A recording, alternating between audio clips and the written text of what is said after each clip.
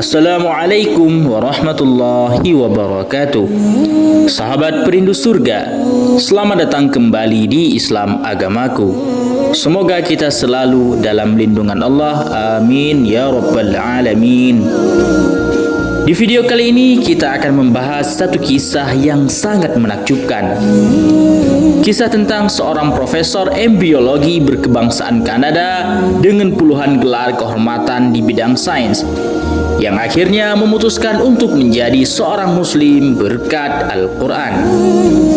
Salah satu ayat yang menarik perhatiannya dan membuatnya kagum hingga pada akhirnya memutuskan masuk Islam ialah surat Al-Hajj ayat 5, yang mana dalam ayat tersebut menjelaskan tentang embriologi.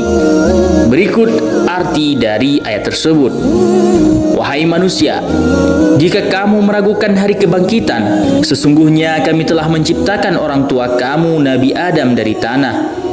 Kemudian kamu sebagai keturunannya kami ciptakan dari setetes mani, lalu segumpal darah, lalu segumpal daging, baik kejadiannya sempurna maupun tidak sempurna, agar kami jelaskan kepadamu tanda kekuasaan kami dalam penciptaan. Kami tetapkan dalam rahim apa yang kami kehendaki sampai waktu yang sudah ditentukan. Kemudian kami mengeluarkanmu sebagai bayi, lalu kami memeliharamu hingga kamu mencapai usia dewasa.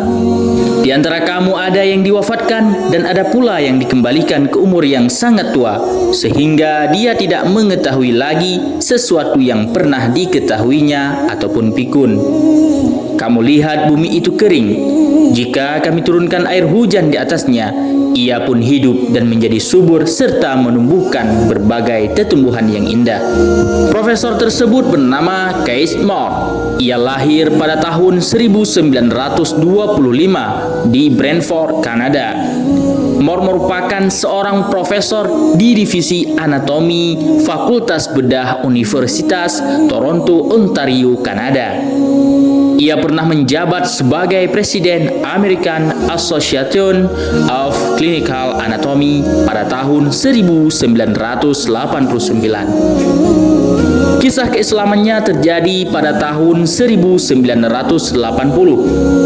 Suatu ketika, Profesor Moore diundang ke salah satu universitas Arab Saudi, yaitu Universitas King Abdul Aziz, untuk memberikan mata kuliah anatomi dan embriologi. Saat itu Profesor Moore didatangi oleh komite embriologi dari universitas tersebut agar membantu menafsirkan ayat-ayat tertentu dalam Al-Quran dan hadis yang menjelaskan tentang perkembangan embriologi dan reproduksi manusia. Selama 3 tahun lamanya dalam menafsirkan pernyataan Al-Quran dan hadis, Moore dibuat terkagum-kagum dengan kebenaran dan keakurasi isi kandungan Al-Quran dan hadis.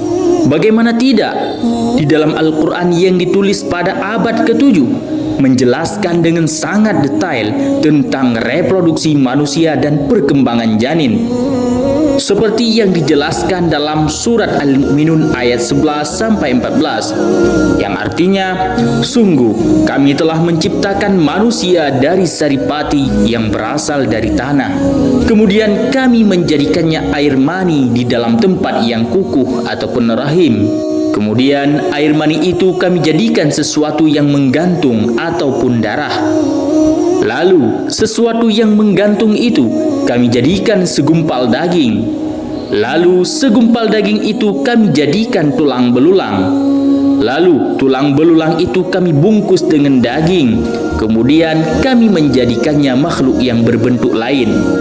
Maha suci Allah sebaik-baik pencipta. Profesor Moore pun terkagum-kagum saat membaca ayat tersebut.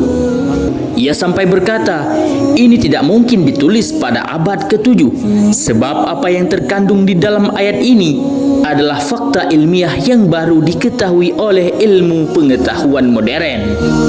Ini tidak mungkin, Muhammad pasti menggunakan mikroskop, cetus Profesor. Lalu salah satu mahasiswa berkata, pada masa Nabi Muhammad kan tidak ada mikroskop, Prof. Sambil tertawa, Profesor Moore berkata, haha, saya hanya bercanda. Sungguh, isi ayat suci Al-Quran yang menjadi pedoman hidup bagi umat muslim ini membuat saya kagum. Kemudian ia melanjutkan, jika kita cermati lebih dalam lagi, kata Alaqah dalam surat Al-Mu'minun yang memiliki arti segumpal darah juga memiliki arti penghisap darah, yaitu lintah. Jadi, Al-Quran ingin mengumpamakan embrio yang berumur 7 sampai 24 hari tersebut seperti penghisap darah ataupun lintah. Dan perumpamaan tersebut sangat akurat. Kemudian Profesor Moore menjelaskan, embrio itu seperti menghisap darah dari dinding uterus. Embrio itu makan dari aliran darah. Hal itu sama persis dengan lintah yang menghisap darah. Sama halnya janin, ia juga memakan dari sari-sari makanan yang terdapat di dalam darah ibunya. Jika embrio tersebut kita perbesar menggunakan mikroskop, pada tahap ini akan tampak bentuknya seperti lintah. Tentu hal itu tidak mungkin diketahui oleh Muhammad yang hidup pada masa ilmu pengetahuan teknologi yang sangat terbatas. Yang jelas, itu adalah wahyu dari Allah Tuhan semesta alam yang diutuskan melalui perantara malaikat Jibril. Itulah kisah singkat masuk Islamnya seorang ilmuwan ternama dunia, yaitu Profesor Kees Moore. Terima kasih telah menonton. Jika video ini bermanfaat, sukai dan juga bagikan ke sahabat-sahabat lain agar mereka tahu tentang kehebatan ayat suci Al-Quran. Semoga kita senantiasa selalu dalam petunjuknya. Amin amin ya rabbal alamin. Wassalamualaikum warahmatullahi wabarakatuh.